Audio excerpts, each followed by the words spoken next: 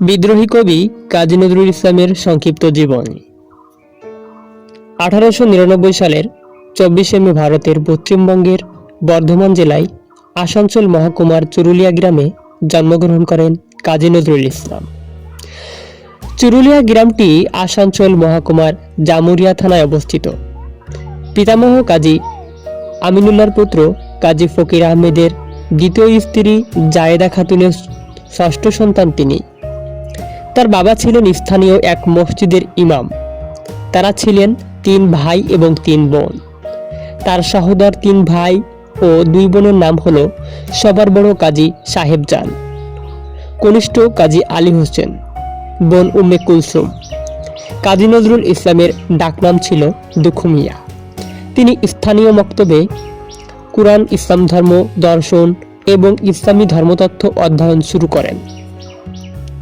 1908 সালে যখন তার বাবা মারা যান তখন তার বয়স ছিল মাত্র 9 বছর। মক্তব, মসজিদ ও মাজারের কাজে নজরুল বেশি দিন ছিলেন না। বাল্য বয়সেই লোকশিল্পের প্রতি আকৃষ্ট হয়ে একটি লেটো অঞ্চলের কবিতা, গান ও নৃত্যের মিশ্র আঙ্গিক চর্চায় ভ্রাম্যমাণ দলে যোগ দেন। তার চাচা কাজী বজলুল করিম চুরুলিয়া অঞ্চলের লেটো দলের বিশিষ্ট ওস্তাদ ছিলেন এবং আরবি, ফার্সি ও উর্দু ভাষায় তার দখল ছিল। এছাড়া বজলুল করিম মিশ্র ভাষায় গান রচনা করতেন। 1917 সালের শেষ দিকে নজরুল সেনাবাহিনীতে যোগ দেন। প্রথমে কলকাতায় ফোর্ট উইলিয়াম এবং পরবর্তীতে প্রশিক্ষণের জন্য সীমান্ত প্রদেশের নওশিয়ার যান। প্রশিক্ষণ শেষে করাচি সেনানিবাসে সৈনিক জীবন কাটাতে শুরু করেন।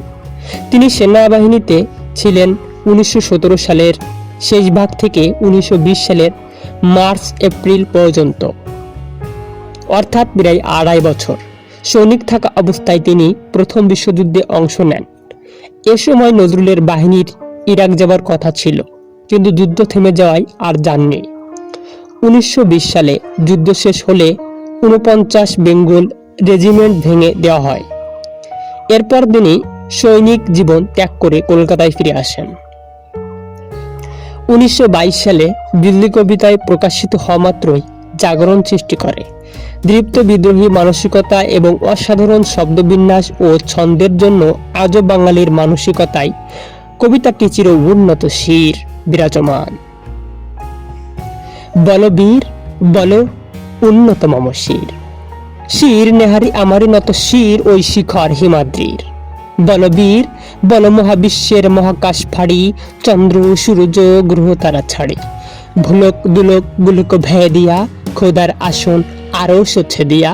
উঠিয়াছি চির বিস্ময় আমি বিশ্ববিধাত্রীর। যুদ্ধ শেষে কলকাতায় এসে নজরুল 32 নম্বর কলেজ স্ট্রিটে বঙ্গীয় মুসলিম সাহিত্য সমিতির অফিসে বসবাস শুরু করেন। তার সাথে থাকতেন এই সমিতির অন্যতম কর্মকর্তা মুজাফফর আহমেদ। এখান থেকে তার সাহিত্য সাংবাদিকতা জীবনের মূল কাজগুলো শুরু হয়। প্রথম দিকেই মুসলিম ভারত, বঙ্গীয় মুসলমান সাহিত্য পত্রিকা, উপাসনা প্রভৃতি পত্রিকায় তার কিছু লেখা প্রকাশিত হয়। এর মধ্যে রয়েছে উপন্যাস বাদনহারা এবং কবিতা বোদন, সাতিল আরব, বাদল, প্রাতের শরাব, আগমনী, খেয়া, পারের তরণী, কোরবানি, মহররম, ফাতেহাদ্দুজ্জাহাম। প্রমীলা দেবীর সাথে, যার সাথে তার প্রথমে পরিণয় ও পরে বিয়ে হয়েছিল। তবে এর আগে নজরুলের বিয়ে ঠিক হয় আলী আকবর খানের ভগ্নী নার্গিস আরা খানমের সাথে। বিয়ের আকদ সম্পূর্ণ হওয়ার পরে কাবিনে নজরুলের ঘর জামাই থাকার শর্ত নিয়ে বিরোধ বাধে। নজরুল ঘর জামাই থাকতে অস্বীকার করেন এবং বাসর সম্পন্ন হওয়ার আগেই নার্গিসকে রেখে কুমিল্লা শহরে বিরজা সুন্দরী দেবীর বাড়িতে চলে যান। তখন নজরুল খুব অসুস্থ ছিলেন এবং প্রমীলা দেবী নজরুলের পরিচর্যা করতেন। এক পর্যায়ে তারা বিবাহ বন্ধনে আবদ্ধ হন। 1942 সালে তিনি অসুস্থ হয়ে পড়েন। এতে তিনি বাকশক্তি হারিয়ে ফেলেন। তার অসুস্থতা সম্বন্ধে সুস্পষ্ট রূপে জানা যায় 1942 সালের জুলাই মাসে। 1942 সালের শেষের দিকে তিনি মানসিক ভারসাম্য হারিয়ে ফেলেন। এরপর নজরুল পরিবার ভারতে নির্ভীত সময় কাটাতে থাকেন। 1952 সাল পর্যন্ত তার নির্ভীত ছিলেন।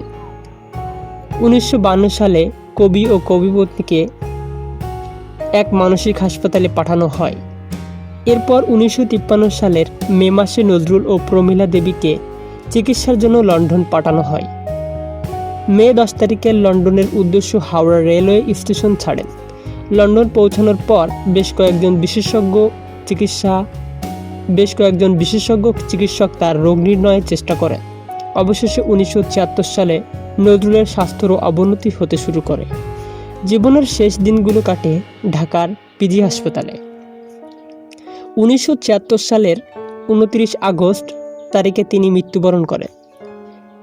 কবিতার একটি কবিতায় বলেছিলেন, মসজিদের পাশে আমার কবর দিও ভাই, যেন গোর থেকে মুয়াজ্জিনের আজান শুনতে পায়।